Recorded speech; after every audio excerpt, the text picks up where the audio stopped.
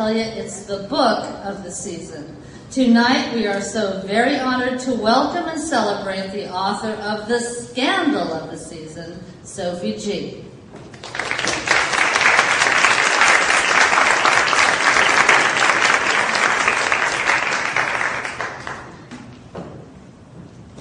What an introduction. Thank you so much, Julie. That's extremely generous. Thank you to everyone at the Margaret Mitchell House for having me this evening. Very exciting, the first stop on my book tour. It's a real thrill, and I particularly would like to thank Esther Levine, who has escorted me around Atlanta all day today. I've had a really fantastic time. Thank you very much, Esther. All right, what I thought I would do in this talk is talk quite informally about the writing of this book. I'm guessing that there will only be a smattering of people here who have read it, which is as it should be. And so, since we're in such a resonantly historical setting, I would like to talk about how I turned history into fiction in writing The Scandal of the Season. Before I kind of start my proper talk, why don't I just say something about the plot of the book for those who haven't read it. It's set in London in 1711. It is the story of the beautiful society girl Arabella Fermor, who finds herself captivated by the charms of the enigmatic Robert Petre, Lord Petre. She attempts to resist his charms, but finds herself increasingly drawn into a web of what turns out to be intrigue and deceit and romantic excitement. And the scandal, as it plays out, is observed by the character Alexander Pope, who was, of course, not yet, but shortly to become the most famous poet in England. Pope himself is looking for a story that he can write a poem about to make his own name, to make himself famous. And he sees this romance developing and realises that this might be the scandal that he can use to make his own name. So it's a little bit like Shakespeare in Love, in the sense that it integrates an imagined story with a real one, and it tells both, it recreates a history and it also tells a fictional tale. So how did I turn history into fiction? Well, I've always been really thrilled by history. When I was a child, as Julie said, I grew up in Australia, in Sydney, and I was obsessed with historical fiction. I read writers who, I don't know if you have over here, Rosemary Sutcliffe, Geoffrey Treece, T.H. White, any of these names ringing bells. They wrote fantastic historical fiction. I think wonderful, children's historical fiction I think is wonderful because it's very narrative driven, and the recreation of the era is so palpable you almost feel as though you've been transported back in time. And I always found this very exciting. And as a child myself, I longed to escape, I suppose all children do, Australia, to go abroad and to see how other people lived, and to live in other countries myself and have sort of transporting adventures of that kind. I think I was quite an odd child. I used to be taken to historic houses to visit, very much like this one. And I would sort of sneak off into rooms that didn't have any other visitors in them, and I'd sort of imagine that I had gone back in the past. And I always had this feeling that what I loved about the past was that it was very close to us all the time, if we could just find it. So I think this was the beginning of my great love of history. And when I finished college in Australia, I went to Harvard and started a PhD in English. But I also studied history, so I'm sort of trained as a historian as well as an English professor. And I, as Julie also said, went on to write my PhD about garbage in 18th century England, which was a deeply eccentric topic, and it was one of those ones where at the time people would say, "What are you writing a PhD about?" expecting me to say, the novels of Faulkner or something, and I'd say garbage in 18th century England, and everyone would go, next topic. But really what it was that I was so interested in was the way in which very famous writers from the 17th and 18th century, people like Pope and Swift and Milton, and Jane Austen to some extent, were fascinated. Well, there was just a lot of trash in their writing. There was a lot of kind of garbage and pollution and crap lying around. And the problem that sort of engaged me was why it is that we, cultures generally, are sort of fascinated, weirdly compelled by the very things that we claim we want to throw away. And so my sense of the 18th century kind of developed as a century on the one hand that we think of as being magnificent and sort of splendid and all about costume drama and grand houses and beautiful paintings and lovely dresses and balls and masquerades and all of that sort of glamorous stuff. And on the other hand, a time of indescribable filth in the cities where London didn't have a sewage system. They hadn't yet figured out that they had to come up with a way of collecting trash, so it was kind of literally just stockpiling in the streets. There were constant outbreaks of disease, all the sorts of cliches that we know. And this was the sort of historical picture that was emerging in my mind as I was writing my PhD. So I was kind of going along in this way, and in order to research trash, even as I say it now, it still sounds truly absurd. I thought I did a lot of archival work, so I read a lot of, how do you find out about the way people lived on a daily basis in 3 centuries ago? You read court records, you find out what people were arguing about. It turns out that one of the things that people argued about a lot was someone's garbage spilling out from one person's backyard into someone else's backyard, and they'd have a court case about it. You'd find out exactly what kind of trash it was and when it ought to have been collected, and why the guy who was meant to come and pick up people's night soil, which was actually the contents of their chamber pots, there was a guy who would come along the back alleys with a kind of barrow thing with measurement markings on the barrow, and he was paid by the residents to collect, however much kind of cubic feet, I suppose, of human excrement.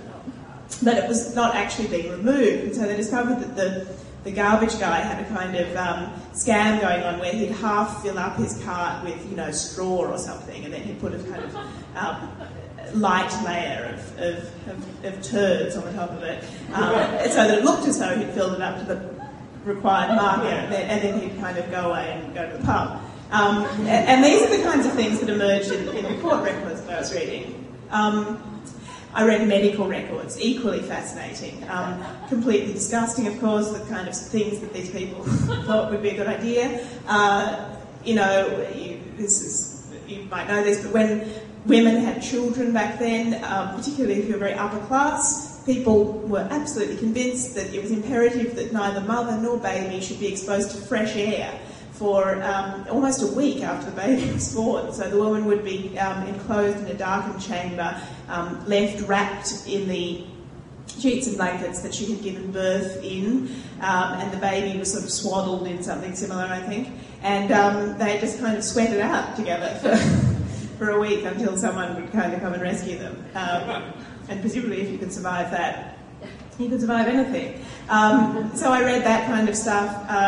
There were a lot of pamphlets, sort of polemical articles that were published at the time about different things that people were arguing about. I had arguments about very curious issues, how high a person's wig ought to be allowed to be, kind of legally, when they're going through the streets, with a clearance under a bridge for trucks.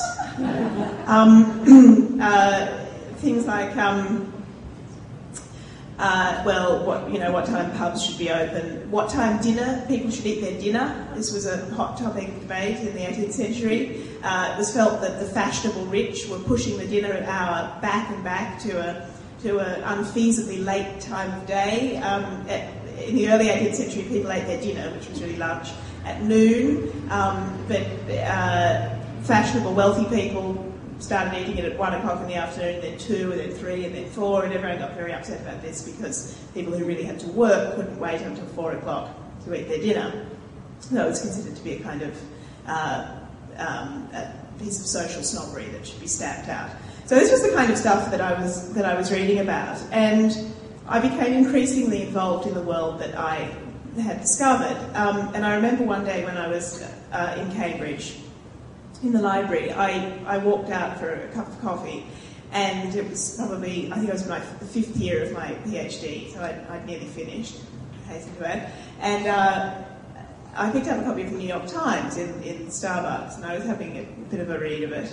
And I thought, there's something weird about this newspaper that I'm not, kind of sounds strange to me.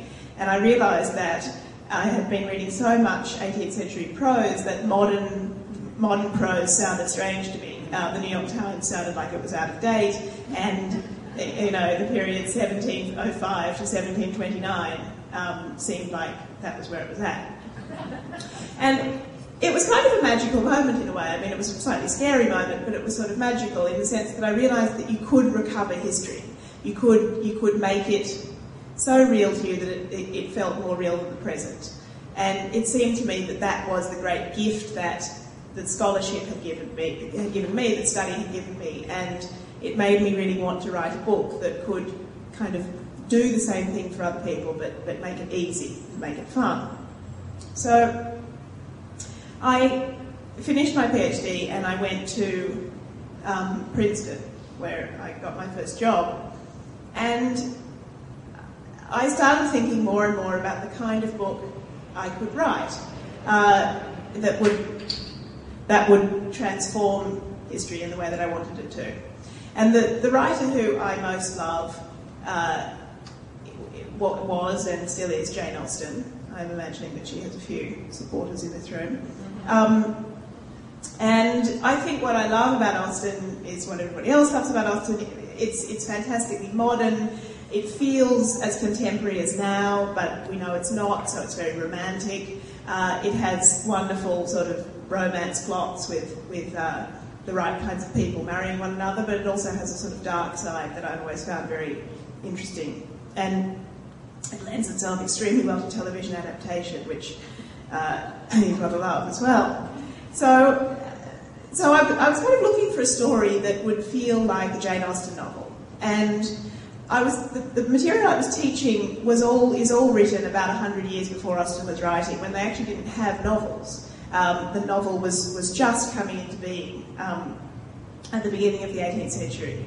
People read poems, they went to the play, they periodically went to the opera, but they didn't read novels. And one of the poems that you always teach when you teach the 18th century is The Rape of the Lock by Alexander Pope.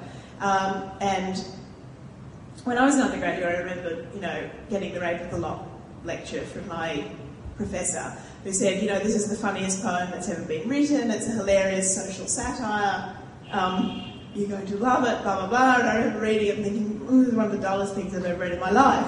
And I can hardly get through it, and I don't really understand what's going on anyway. And it's because the language of the early 18th century is very mannered, and particularly poetic language, where it's all written in very neat couplets, and really forbids being read easily. But nonetheless, when I became a professor, I found myself sitting there saying to my students, this is hilarious, you're going to love this poem, blah, blah, blah. And sitting in the middle of a lecture thinking, why am I saying this to them? So I started thinking about it. Why is it that professors are always trying to tell you that The Rape of the Lock's hilarious? The story itself is like early Jane Austen, and Austen was actually very influenced by Pope, and she was particularly influenced by The Rape of the Lock. Because what you have in this poem, really for the first time in English writing, is a comedy of manners. You have the satirical observation of a very small, very confined social network, the way that they interact with one another, and the impact that a romance between two of their members has on the wider social circle. And like an Austen novel, it features a sort of observer figure who watches these fashionable young people kind of carrying on and comments on them in an ironic way. And it was really Pope who came up with that as a way of writing, and that then would lead to books like Pride and Prejudice. So I thought, aha, maybe I can do something with this. And I started having a bit of a poke around. In The Rape of the Lock, which is a poem, it's 5 cantos long, it's about 500 lines, which feels very, very long when you're reading it. The hero and the heroine are called Belinda, is the woman, and her lover, who subsequently becomes her betrayer, is called the Baron. And I found out well, this isn't really a secret, that they were real people. Arabella Fermor was Belinda's real name, and Lord Petre was the Baron's real name. And they were peripherally known to Pope through a mutual friend who approached Pope in the year 1711 and said that there'd been this terrible falling out between the Fermor family and the Petre family over some lovers' quarrel, and could Pope write a comic poem that would laugh the families back together. And so he did. He wrote The Rape of the Lock, and initially it worked. He didn't publish it. It was just circulated among the families, and they became friends again as a result. But Pope realised that he was kind of onto a bestseller, and he totally rewrote the poem, making it much longer, basically disgracing Arabella Fermor publicly, and making Lord Petre look like an idiot. And he published it, and it sold 3,000 copies in the first week, which, even now that would be good going, but then was just unheard of. And Arabella Fermor herself was her social reputation was sort of destroyed as a result. She had an enormous amount of trouble marrying. She ended up marrying someone who was not really, not nearly as sort of impressive as she might have expected, and Lord Petre met a different end that you'll find out about if you read my book. And so I realised that I was really onto a great story, and when I dug a bit deeper into the archives, it turned out that a woman who Pope himself had been madly in love with, and her sister had written letters about this love affair between Arabella and Lord Petre, and that there's one particular letter in which Pope's friend, whose name is Teresa, and who's also in my book, says, "And let me tell you the sort of scandalous story of what happened with my cousin Belle." She was Arabella's cousin. And, you turn the page to see what happened, and the page has been lost from the letter, and no one has ever found it. So we don't know. And there's this gap in the history, which I fill in the scandal of the season. I tell everyone what happened to Arabella. So I knew that I had a good story on my hands, and I also found out that the characters themselves, who were Roman Catholics at the time when England had become a Protestant country and it was illegal to be a Catholic, and Catholics were quite strenuously persecuted. They were forbidden to own property, they were forbidden to go to university, they were forbidden to have professions. They really were a persecuted group, a persecuted religious class in England. All the people in the story, all the people in the poem, and all the people in my novel are Catholics, and so they're living in danger at all times. What I did in the novel was to kind of weave a plot about a historical treason narrative in which the Catholics attempt to rebel against the Protestants, and the Queen, who was in power at the time. And all of this is kind of in the historical archive, and I found it out when I was doing the research for the book, and then added that to the story as well.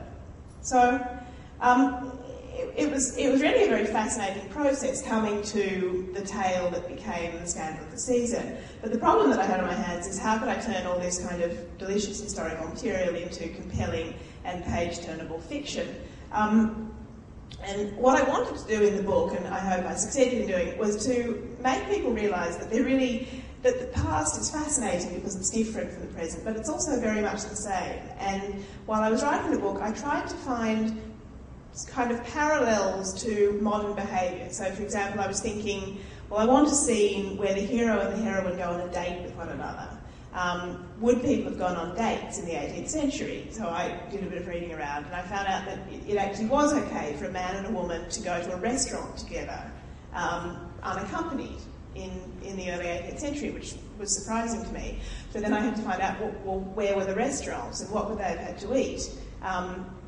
So I found menus from an old restaurant in London called Pontax, and discovered that they ate indescribably awful sounding food, which they thought was really delicious, sort of barely legal cuts of meat, or definitely illegal cuts of meat. And I wanted that, and I wanted scenes where women were sort of being nasty to one another, rather like girls are nasty to one another at college or high school now. So I found out where girls would meet when they were hanging out together, when they would go over to one another's houses. I found out lots of peculiarities about behaviour in the 18th century, such as women would receive visitors in their bed in the morning. They would stay in bed, and visitors, including men, would come to their chamber and chat to them for a while. And part of the reason that they did this is that costume in the period was obviously very formal and didn't reveal much in the way of fleshly allurements. But if you were in bed, you could wear your smock, which was quite a loose garment, and it was permitted to be quite kind of open. And you could wear your hair down, you didn't have to have it up. So it was quite a nice way of letting people who you wanted to flirt with get a bit of a sense of what you would look like if you didn't have your full costume on.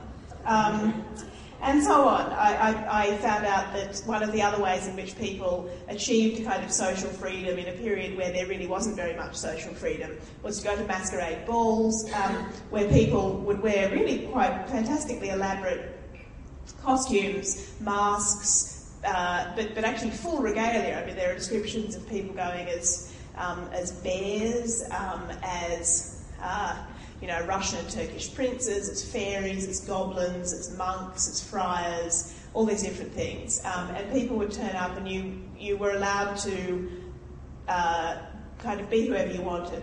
There was a lot of hooking up. There was quite a lot of disreputable behaviour that would go on at these affairs between members of the aristocracy and kind of servants.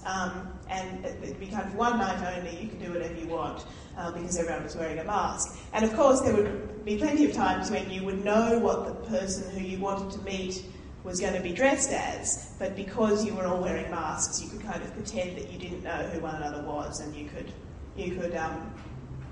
go off and spend a bit of time on one of the couches that was thoughtfully provided in sort of small rooms that let off from the main ballroom, and so on. So all of this became ways for me to translate the ideas I wanted to write about in the present back into the past. Then the next challenge I had was to write dialogue that would be convincing. I wanted it to sound like 18th century dialogue, but I also wanted people to be able to read it and find it funny. So initially what I did was to go through Alexander Pope's letters and Jonathan Swift's writings and diaries written by other noteworthy wits from the time and pick out things that I thought were really funny, and I wrote them down as people saying them in my novel, and I read them back to myself and they just fell absolutely flat. They were terrible, completely unfunny and almost unreadable. So I realised that there was a reason that there had been 300 years of people learning how to write novels between when Alexander Pope was writing his poem and when I was trying to write The Scandal of the Season. So ultimately I struck a kind of compromise where I wrote dialogue that was kind of 18th century style, but wasn't actually 18th century dialogue, because it turns out we can't read 18th century English anymore, unless we're very highly trained. And then one of the sort of funnest challenges in the book was that there are a number of erotic scenes, both between the main characters and also between sort of peripheral characters. And I wanted to have lots of bawdy scenes, because one of the things that we forget about the early 18th century is that it was a very free time. People were still allowed a great deal of sexual freedom. There was a lot of sleeping around, not to put too fine a point on it. But I didn't want it to sound anachronistic, so I had to find out kind of what people did when they were in the bedroom in the 18th century. And the way I did that was to look at 18th century erotic art that would have been circulated in private, among private kind of collectors, which was very revealing of what people wore and what people did. Medical essays from the time to tell you a lot about 18th century sex, because they were sort of warning people what not to do. But of course, in doing so, tell you what they did do. And then there was quite a lot of 18th century pornographic writing that gave me the language, the way that people would speak to one another in a sort of erotic setting. And that was very interesting. Although I had to shy away from some of the more arcane 18th century expressions for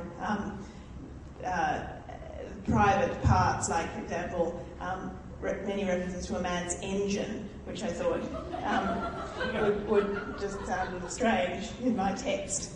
And then finally found lots of weird and wonderful things that I really wanted to get into the book just because I thought that can't be lost to history. Like, for example, that when a woman was being kind of trained up to be a good society wife, in the late 17th and early 18th century, she learned to carve. She had carving lessons, kind of like you would have piano lessons or something now. And joints of meat were manufactured in a kind of pull-apart way, and the carving master would come and show the lady how to, carve each section of the joint, and you'd sort of take it apart, and she'd demonstrate with her carving knife. It was quite an elaborate thing, and there were many books on the subject. It seems such a shame that's lost art.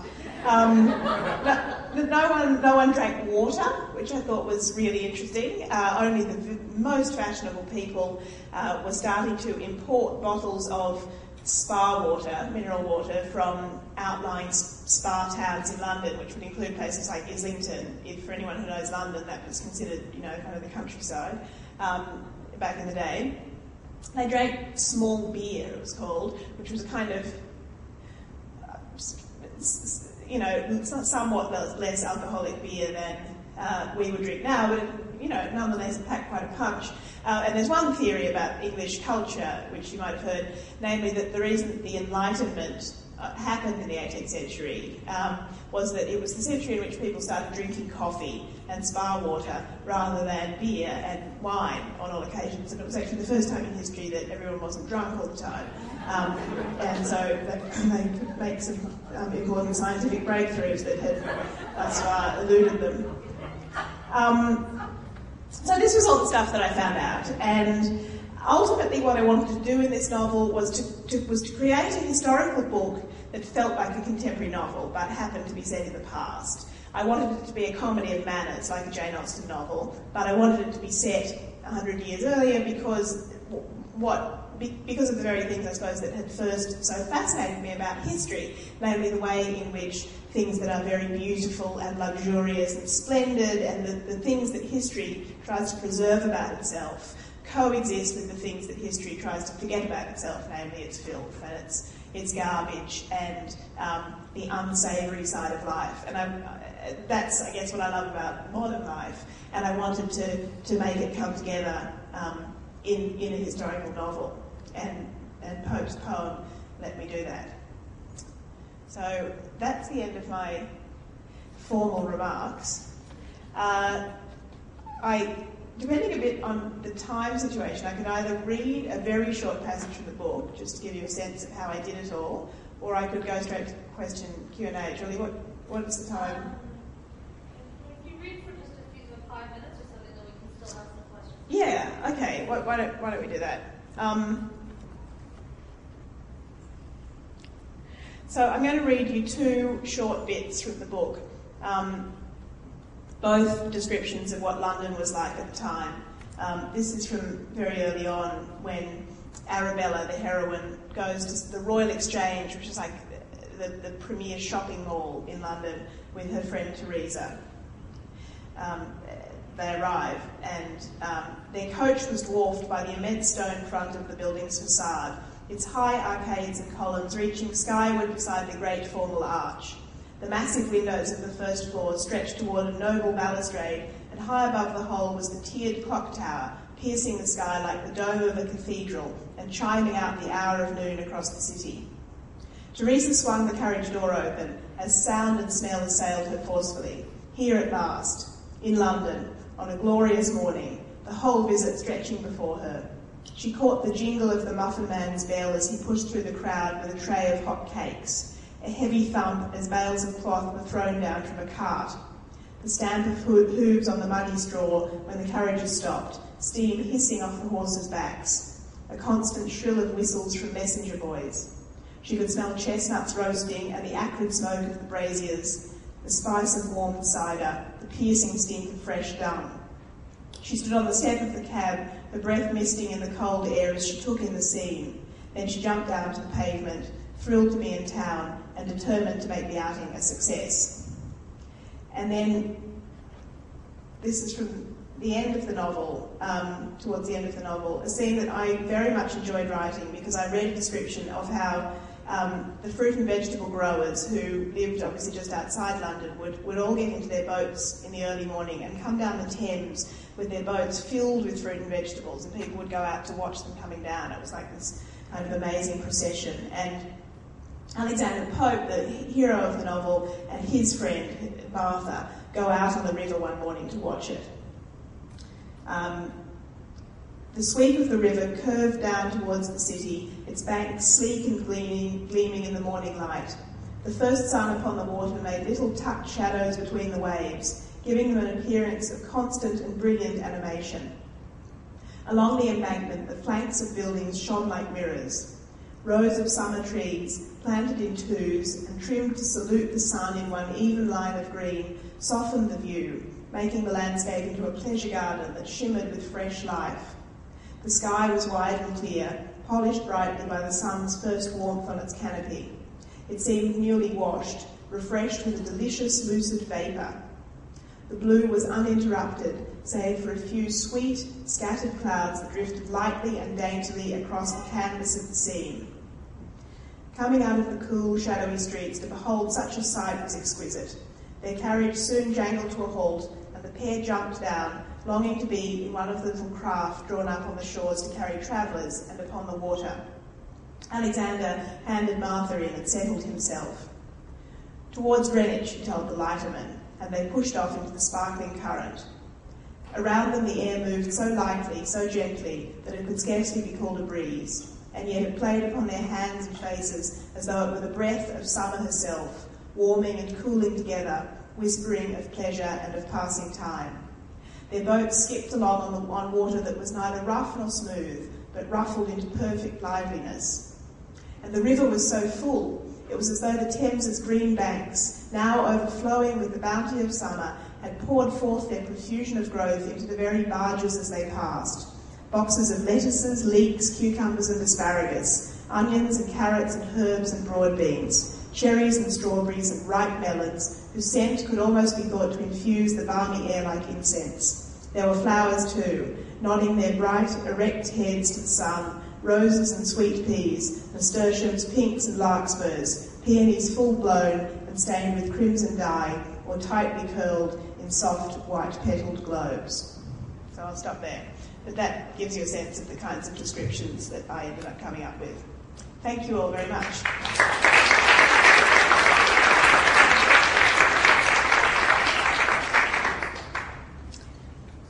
All right. Who wants to ask a question? Was this your first attempt at writing something, or had you prepared something else that you abandoned, or do you have other... Fiction, you mean? Fiction or anything else? Well, I've done a lot of academic writing because you have to, scholarly articles and stuff like that. I admit that when I was 20, I wrote another novel, which is still sitting in a drawer at home.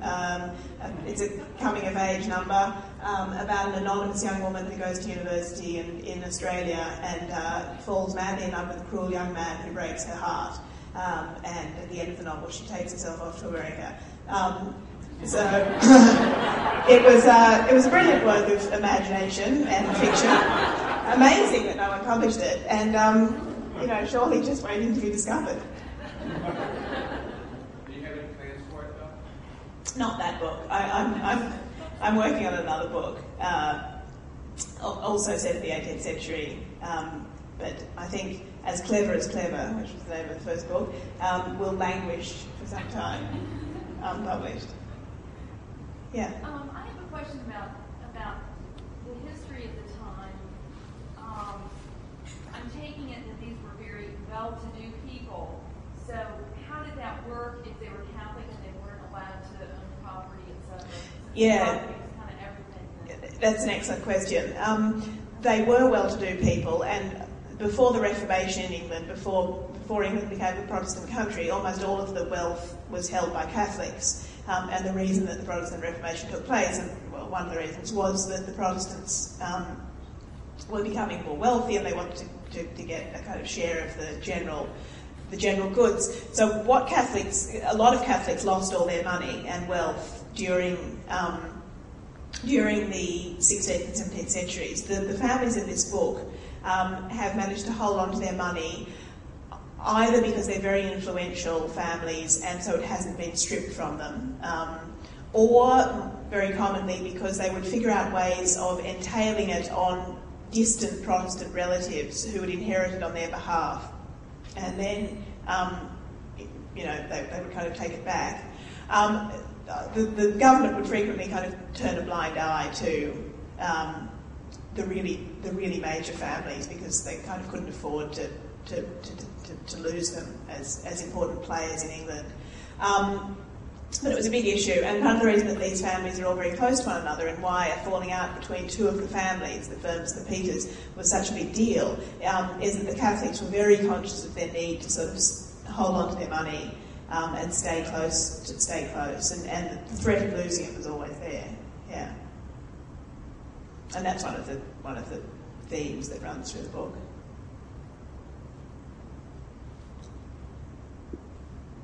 How long did you research this before you started writing? Well, I suppose I researched it in a way for 6 years, the whole time it took me to write my PhD. So I didn't do any explicit research before I wrote the book. All the things I found out about Pope were kind of part of my academic writing. When I was working on the book, I would frequently break off to do some piece of research, like with that gardening scene, to find out kind of how they got the fruit and vegetables to market, or what they ate in restaurants, that kind of stuff. But I guess the bulk of the historical research I'd already done before I wrote the book. Yeah. Sounds like what you just said, that it's the upper class that you really concentrated on. Did you incorporate some of the lower class? I do. I'm glad you asked that question. Yes, because again, obviously one of the most interesting things about the period is how close the upper and the lower classes were to one another, not least because people had very large numbers of servants, and there's a servant subplot in this novel that plays a kind of crucial role in what happens. There's a fascinating book from the time written by Jonathan Swift called Directions to Servants, and it's a kind of joking, satirical memoir about all the things that servants do wrong. It's like someone complaining about their maid or the person who's waiting on the tables, and he issues these as a series of instructions, like if you're the servant who's going to be serving the wine at a big formal dinner party, make sure you always open the bottle out of sight of the master, drain off a glass or two for your own use, and then fill the bottle up with water before bringing it to the table. Or when you clear the table at the end of the meal, and the silverware, which of course would have been silver, is all still on the cloth, just make sure that you bundle up the whole damask cloth with the silverware inside it, and just, if you can't be bothered to wash the silverware, just kind of chuck the whole thing out, and say that the guests knocked off the flatware. So it's a joke, but it's a really interesting insight into master-servant relations, and there's a lot of servant action in my book. Yeah. Did you reference the diaries of Samuel Pepys at all? Because even though it was far before, it was so much detail about daily life. Yeah. It would have rolled forward a lot of things like the towns. Yeah, no, definitely. Pepys is someone who I have worked a lot on as a scholar, and you're right, his diaries are probably the richest source of information that we have about life in the late 17th century. Actually, Pepys is a good person to go to for what went on in the bedroom, because he was always having affairs. Absolutely. Yeah. It was kind of written in a pig Latin or Spanish. That's right. He wrote exactly in his own sort of private language, some of which we still can't quite figure out what he meant. But we can sort of piece it together enough that you kind of get the general gist. Caught, he kind of stopped some of that stuff too. Say that again? After he got caught, his wife caught him and Oh yeah, well his wife was always catching him, and he was always kind of back at it. I feel like that was part of the dynamic of their marriage.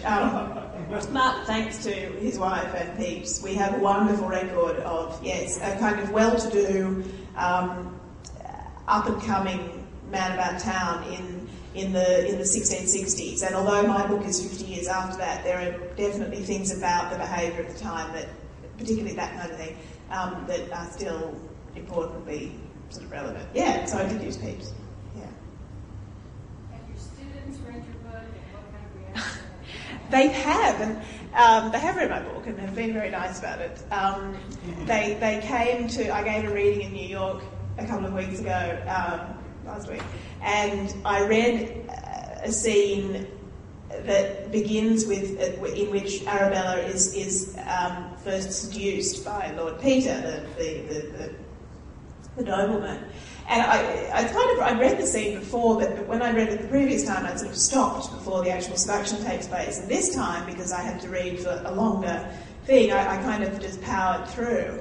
And I'd sort of forgotten just how sort of racing the scene was. And I was horrified on many different counts, but particularly because my students were sitting there. And I think they were all, deeply embarrassed by it all and sort of shuffled off afterwards. But for the most part, they've been really enthusiastic about it. Yeah, and of course, teaching people the literature makes you think about what's most exciting about it. So, in a sense, I'm very indebted. Well, not in a sense, I am very indebted to my students for being able to write this book. Yeah. You mentioned that the female character was kind of played by the boy. Yeah. What happened with the male character? Well, that would really be giving the end of the book away. So I won't tell you. Yeah. No, nor should you. Did Alexander Pope find love himself, or was he always? Again, can't really tell you because it would give the end of my book away. But he always had a very fraught time of it in the field of love. Yeah. I think he had to make up for it by being the world's most famous writer. How has this book affected your teaching of the rape of the lock, and then have you sent the book to your former professors? I have sent the book to my former professors, who've been also extremely kind and enthusiastic about it. I think slightly shocked by some of the liberties that I've taken with well, actually, I haven't taken liberties with the historical material because the rule I set myself in this book is I couldn't make anything up. And if it was a part of the rape of the lock story that we didn't know, like for example the seduction scenes, but there are other things, I had to find somewhere in historical material what a seduction scene would have been like. So I'm pretty confident that scholars will see that about the book. So they've all been pretty enthusiastic about it. It has very much affected my teaching because I suppose when you rewrite something, which is basically what I've done, you have to have a pretty clear take on it in order to be able to rewrite it. But the main effect that it's had is to make me abandon what I would normally do in a scholarly lecture, which is to kind of look meticulously at the language and see what the effect of rhyme has.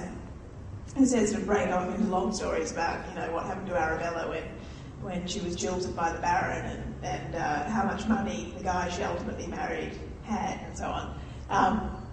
Which, I think is all quite fun. I don't know what the students make of it, but they seem quite happy about it. Julie? Well, I do have so many questions for you, but they're mostly like, why didn't he do this and why did she do this? So I'm not going to get into that. Okay. But something that I talk about with my brothers and sisters a lot, and my husband is people's attitudes towards sex and sexual freedom. And for example, you have masquerade ball scene, and you talked earlier about the little rooms that go off there and what could go on in those rooms. I was actually shocked reading your book, but I'm always the one. My kids think I'm a prude, but anyway. Do you feel that people were looser and or just as loose as they are today about their sexual attitudes, and was infidelity tolerated think that's right. I mean, I certainly think that sexual behaviour then was as free as it is now. Or if not even more so.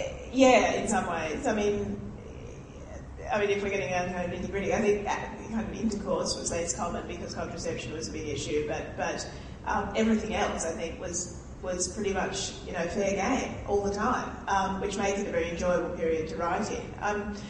One of the interesting things that happens in history, and happens between when my book is set and when Jane Austen is writing, is that obviously female chastity becomes something that it's enormously important to protect, because when money is being passed, on the one hand, strict laws of inheritance have kind of broken down, so that, for example, a woman like Elizabeth Bennet, who doesn't have a huge amount of money, can marry a man who does, and that wouldn't have been able to happen 100 years before. And in that kind of society, really all that a woman like Elizabeth Bennet has to offer is her chastity, is her sort of sexual integrity. When I'm writing, that hasn't quite happened yet. It's kind of on the way, which is, again, why it's so interesting, because women were still behaving as though they had complete sexual freedom, when in fact they didn't. It led to all kinds of trouble. Infidelity was extremely common. It was pretty much assumed that men would be unfaithful, as the Pepys example shows.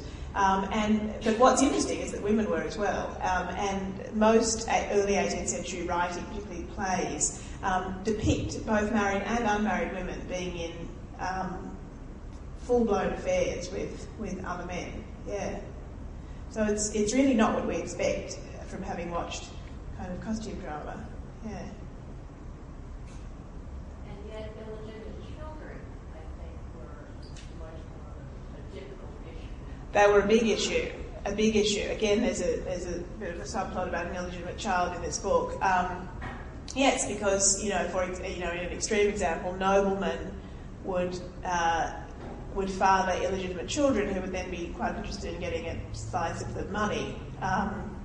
And there were frequent suits about it, and it was frequently the case that an illegitimate child was legitimised for the purpose of inheritance. So it was a big deal, yeah, fatherhood, motherhood, and getting the inheritance sorted out. Yes, yeah.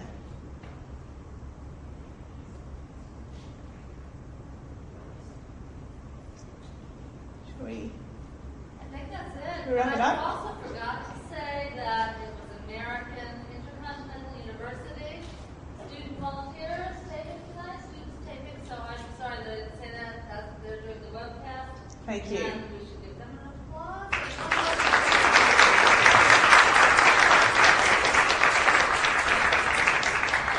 And one more applause for Sophie Gee, and I want to read your novel in your drawer.